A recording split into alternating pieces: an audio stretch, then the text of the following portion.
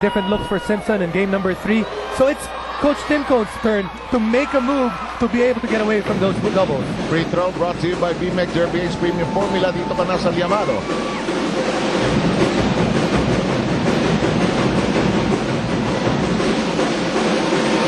Top of the keyhole with Cabagnot and Pinisi playing that two-man game. LA trying to sneak it from behind. Pinisi threw it up against the glass, succeeded. Well, Mick's not going to back down on LA Tenorio if he's near the basket. So obviously it was a nice mismatch because of the pick and roll, and he took advantage of it. Seemed to be saying to LA, I have no idea what you're doing down here. Oh, good up fake.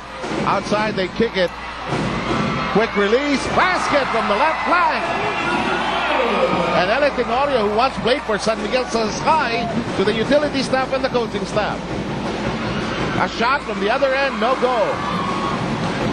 You know, Alaska's getting a lot of shots from San Miguel that they want San Miguel to shoot. Those outside jumpers with Freeman and those outside jumpers by Denok without a lot of ball movement. Quick turnaround shot and De La Cruz drains it.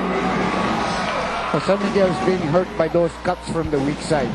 They're wide open, they're so spaced out, good spacing on the part of Alaska, and they're getting those nice jumpers at close range.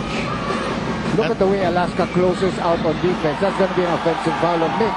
He had another small guy on him. Just to go back to your point, Dr. J, it looks like the cuts of Alaska are coming from a direction that San Miguel is not expecting it in this game.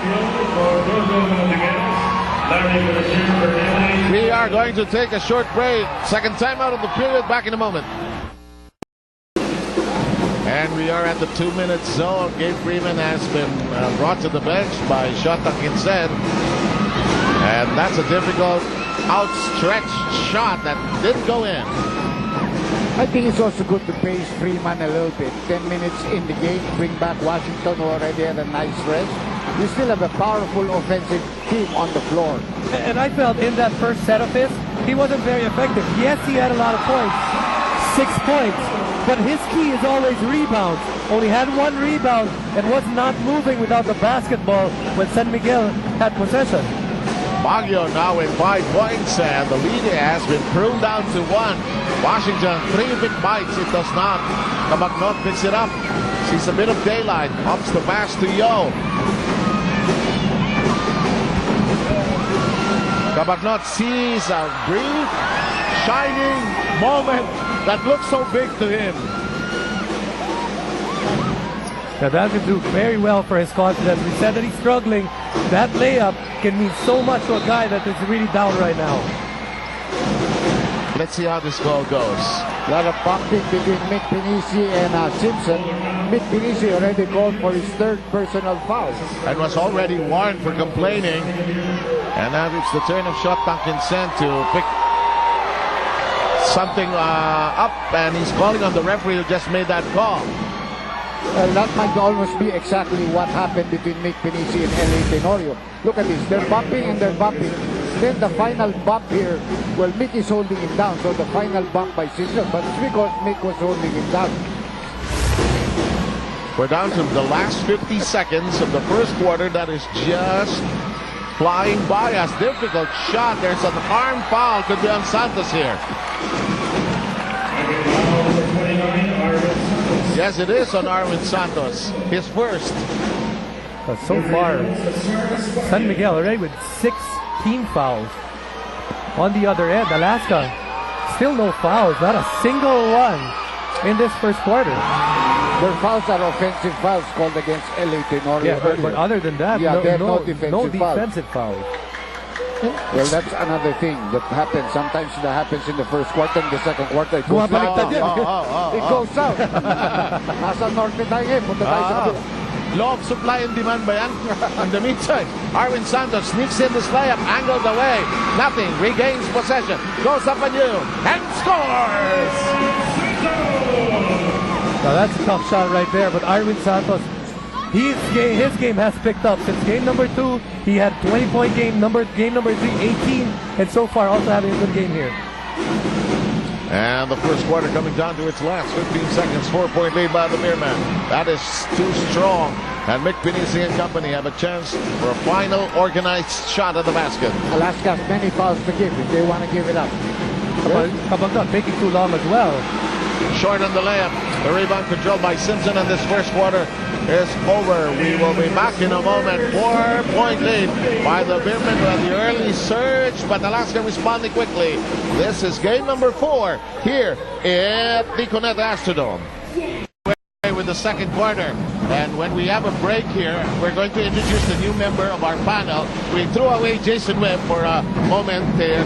Here's the shot from the outside, and it's picked up by San Miguel. Cabagnot slowly bringing it up, and there's the setup. They go to J-Wash. J-Wash trying to attack with 10 seconds of the shot clock. Going downstairs to Freeman. Simpson waiting for his next move. Freeman shakes, bakes. It will trickle in. And ladies and gentlemen, joining us at the panel for the first time is the commissioner of the PBA, Commissioner Sonny Barrios. Commissioner, welcome to the panel. Thank you. Good evening sa inyong lahat. Andy, Seth, and to our viewers. And Jason, we threw him out. There's the camera, Commissioner. And we can smile. Oo nga. Pinaalis mo na namin. Nakakahiya kay Councilor Jason. And then, tagabili namin ng hotdog talaga yun. And how would you evaluate the series so far, Commissioners, from a basketball perspective muna? Well, maganda dahil yung match-up, nag-a-adjust both teams as they go along the way, the series, no? Kaya I expect this to be very competitive. And I think the fans are talking about this finals, of course. Andy, palagay ko ikaw, kinakausap din ng mga tao sa labas. Anong Well, they are asking me my opinion of that. But of course, I want to keep those things to myself as much as possible. What I say on the air is paid for. I'm just kidding. Commissioner, we know you're going to leave the PBA after this conference. What do you think of the years in the PBA, the championships that we have had, and this championship? Well, very heartwarming, really.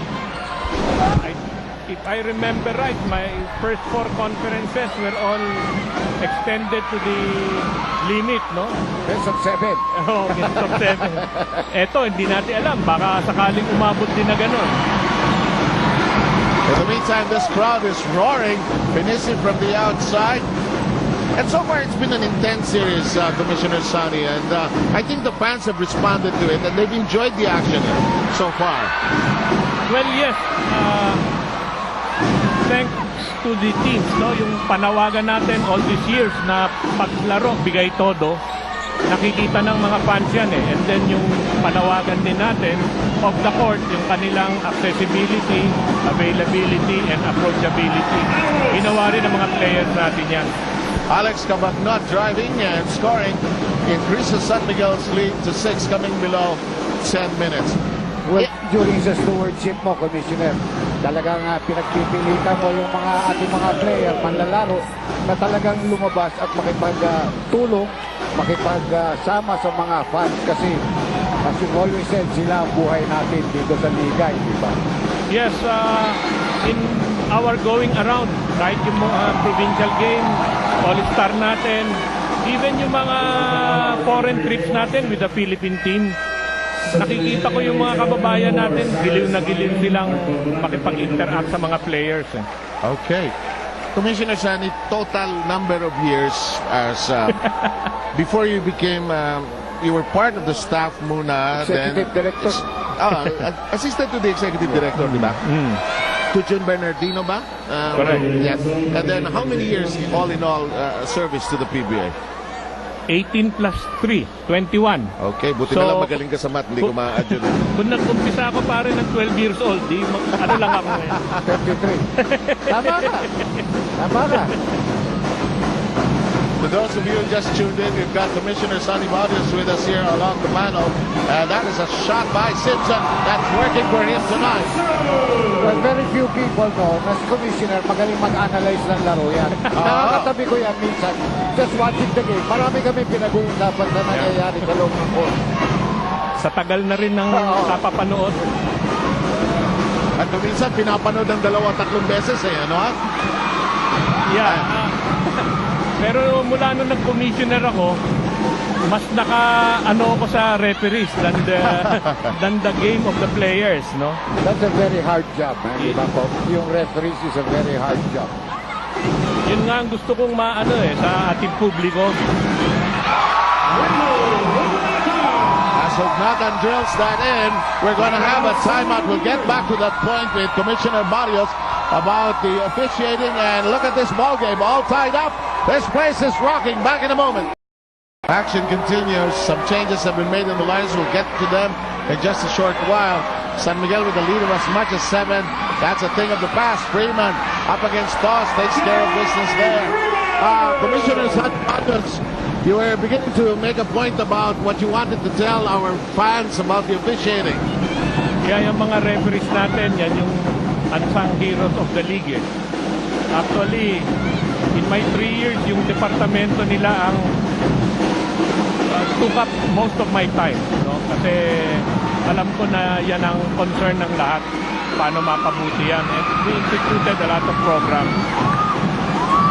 In the meantime, look at this. San Miguel at full force with Yo nailing that open shot. So that's a very good time out there by Sean Atkinson. But one thing that you notice dito sa San Miguel, they finally realize if they want to win a championship, they have to play defense. They have the best offensive team in the league, but they have to play defense against Alaska. And look at this. The hook shot seems to be the weapon of Alaska here tonight. They're down by just 2. Pareho si Toss tsaka si Simpson yung jump hook. Oo, yun ang ginagamit. Ginagamit. LA Tenorio with the lead pass. Nathan can't track it down. Sonny Barrios, what will you miss the most about the PBA? Not just as commissioner, as you sort of say goodbye to us, which I will find difficult to accept because I'll miss your laughter and your joyful smile all the time. What will you miss the most about the PBA? Well, I'll miss you guys for one. Okay. But I'll miss seeing the smiles and enjoyment of the millions of fans. No? Yung bumabati sa akin sa Coliseum, pati sa labas ng Coliseum, nakakataba ng puso na alam mong nakakabigay ng kaligayahan itong ating PBA. Sa akin naman, what is your best accomplishment para sa iyo? Sa akin yung independence ng commissioner na uphold natin, kahit na anong bigat nung controversy, we made decisions with competence, a high sense of fairness and objectivity, and last but not least, a lot of guts. Okay. LA Tenorio attacking with a lot of guts there. And it's 32 apiece. LA Tenorio with 4 points. Labagnot down the middle. Arwin Santos launches. No. Hognatan clears the path for the rebound. Bonasher trying to control his dribble. Bonasher looks inside. Great pass inside. Ito yung pinag-uusapan natin, Sebe. Pag si Bonasher, sila Borboran, sila Hognatan, they come off the bench and they contribute positive. Ang hirap talunin yung Alaska.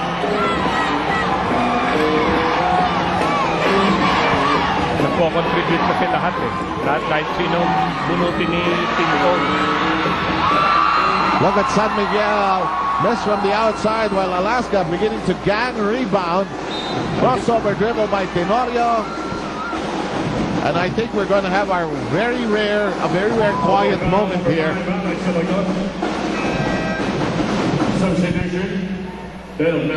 But how do you see the PBA in the years ahead? Let's say 3 or 5 years down the road with new teams, a new team already on the block. We have Meralco, and we will miss Santa Lucia. That's also a champion team. How do you see the PBA, let's say, in the next 3 or 4 years? Much stronger, Seb, no? Very timely yung pagpasok ng Meralco, Petron, and even the Barako franchise will sort of reinvent itself. The incoming commissioner, Chito Salud, has many solid programs in place, no? since he came in, nag-concentrate na siya dun sa mga bagong gagawin natin. Kaya masisiyahan sigurado ang publiko natin. Isa pa ko, alam ko, medyo minsan confidential ito. Meron ba tayong bagong mga teams na gustong sumali o gustong pumasok?